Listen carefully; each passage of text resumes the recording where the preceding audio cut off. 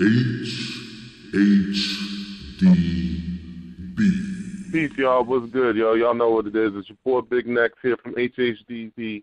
And I got a special treat for y'all today. I've got the legendary Thirstin Howl on the line. Thirstin, what's good with you, bro? It's good, it's good. Everything is good. You already know. I can dig it, man. I can dig it. Well, look, man, today's topic is going to be on longevity. And, you know, I feel that you're a solid person to speak on. You came from that you know, hardcore 90s era, you know, back in 99 when you came on the scene and whatnot, and you've been able to still keep a presence in this game till today. Why don't you go ahead and catch people up to speed on what you're doing now? Man, you know, right now, I got the Skillusion Film Company as well as the Skillionaire Enterprises. I'm still doing it independently. Crazy, you know, that's been the key to being long, you know, having that longevity as well, you know. I was able to just put it out anytime I wanted to, whenever I felt like it, and as much as I wanted to, you know. Right now, I got the Jail Recipes cooking show going down. Check it out on YouTube. I got the Big Cousins Payback movie I just finished. It's like the Puerto Rican movie part 2. You know, the Natural Born Skiller album is about to drop. You know, that's going to be real crazy. I shot a lot of stuff for that, too, as well as videos and everything.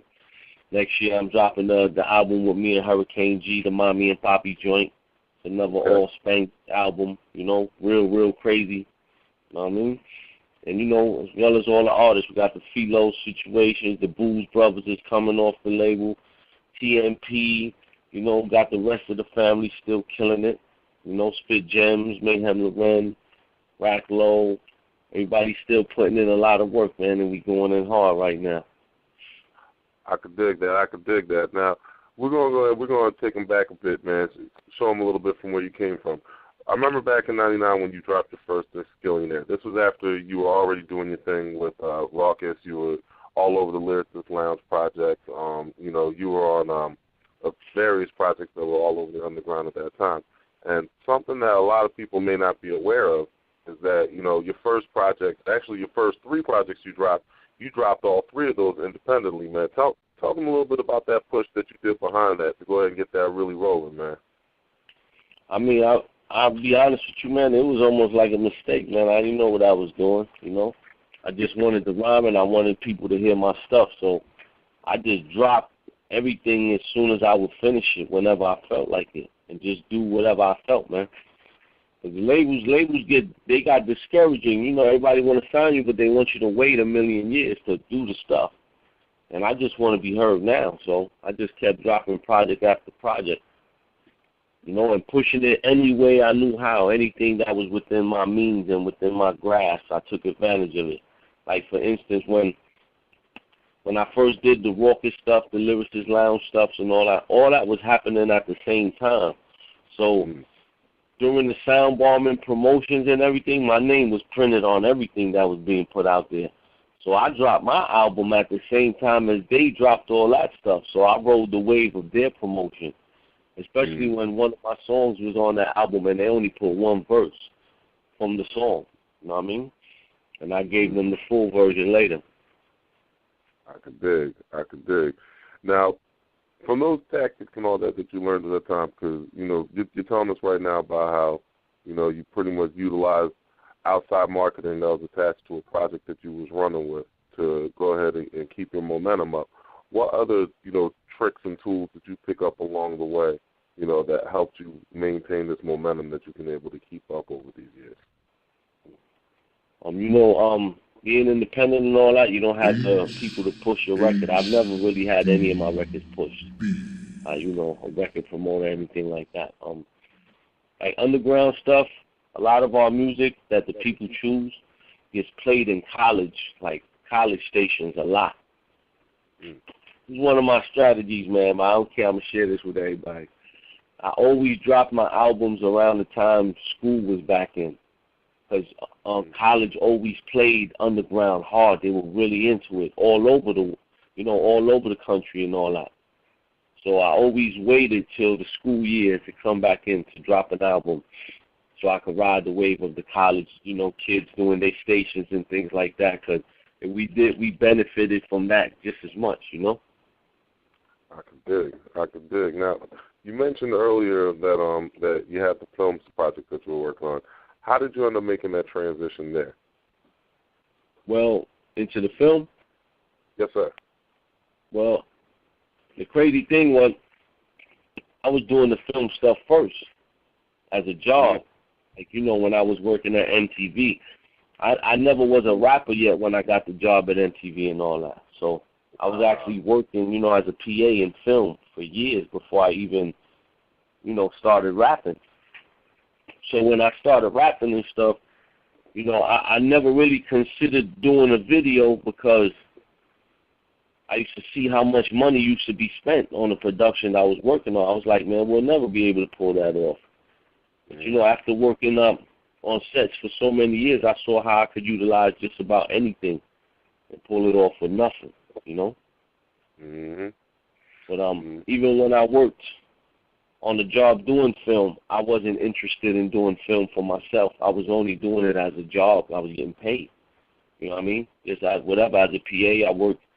Then I started getting into the lighting stuff. I worked with a lot of art directors as far as building sets and, you know, really knowing how to orchestrate a tight production, man.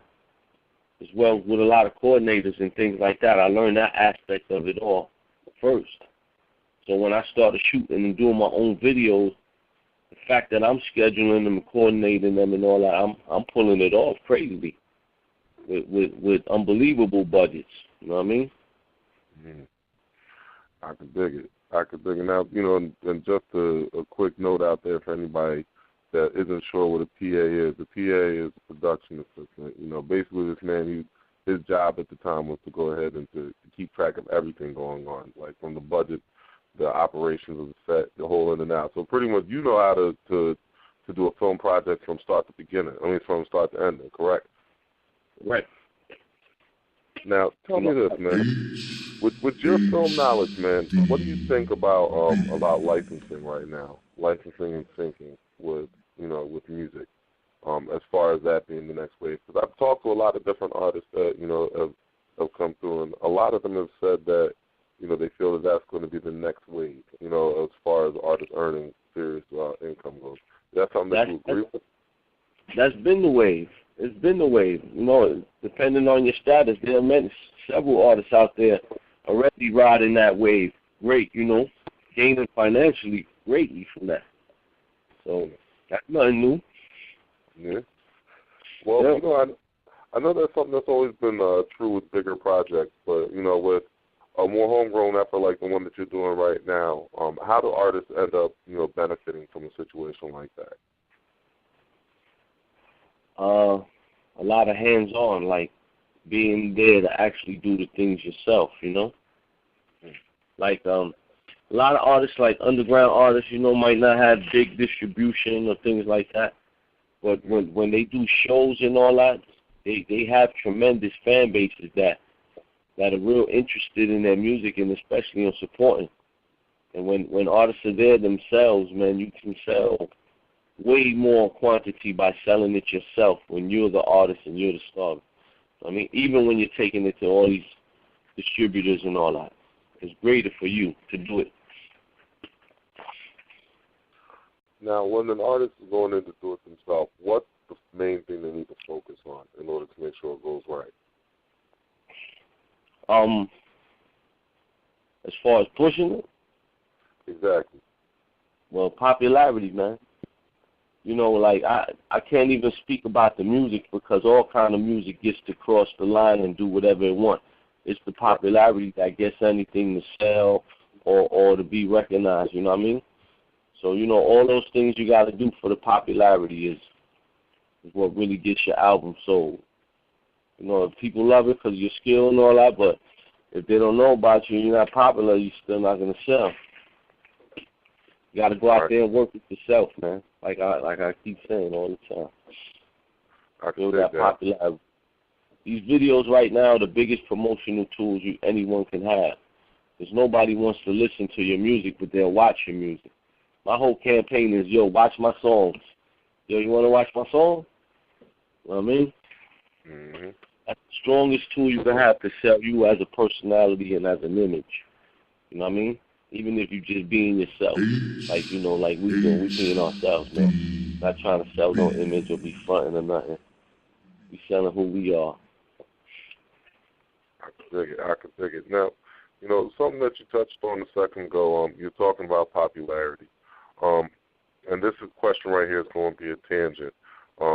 Knowing that, you represent the low life, that you and your squad have been doing the polo thing since time before time, it seems like.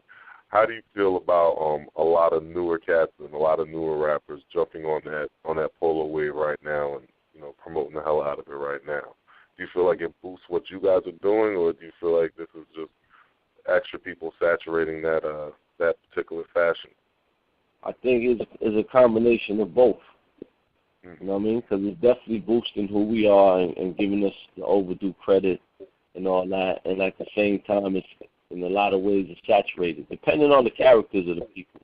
You know what I mean? Because anybody, just any look, you know what I mean? Right. Any old funny style-ass motherfucker throw it on like it's all good. But I think right now, the way that it is, it has a lot to do with what we did musically over the years to keep things alive and to take it globally, through the underground circuits, because, that's what it is. Combination of that and where music turns now, man. I embrace all the newcomers and all that. That is the reason we standing in the position we standing in now, because it's not an old school thing, it's a current thing. You know what I mean? It's a culture of this, and it's going to be ongoing forever now. Yeah. As long as hip hop exists, the low culture is another element of it now with the fashion. And speaking of the fashion and speaking of the new wave, I'm going to take it in a little bit of a tangent. I'm going to bring up, actually one of your old partners in crime, and I'm pretty sure he's somebody that you're still currently kicking it with and building with. It's the Dot. I know that there was a lot of talk a few years back about you and him possibly doing a project together. But as far as I know, I didn't see anything come out. Was there a project that actually got done, or did it get shelved, or what happened with that? Nah, we've been still working on it. Me and Sadat just do that whenever we chilling having fun. We got a whole bunch of songs, and we put out a whole bunch of songs already. They're on different mixtapes and all that. But we definitely got a bunch of joints. At some point, we'll release it, you know what I mean? Because at the same time, me and him both work on a whole bunch of shit. So, just said we're going to do it, having fun, enjoying ourselves whenever we just chilling. We got a lot of shit already, some real hot joints. I can dig it. And looking at the wave of cats that, have already been riding with you, and looking at the newer cats that I think, may start, floating in the same circles, is there going to be, a whole project with, you and the whole Low Life squad doing their thing? Yeah, I think that's coming pretty soon. Yeah, we're about to put out a bunch of flood mixtapes, you know what I mean?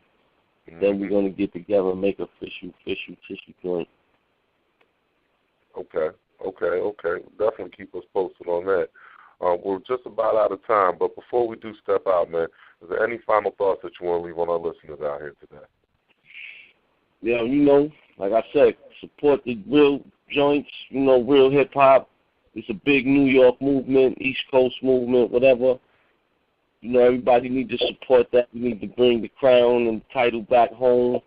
You know what I mean? And Low Life is going to be a part of that change right now. Low Life music is serious, kid. I can dig it, man. Y'all heard it here first, man. Y'all know what it is. It's your boy Big Next Africana doing his damn thing. And, peace to Thirstin Howl and the rest of the Low Life. Thirstin, thank you for coming through today, brother. All right, no doubt. 12. Hhdb.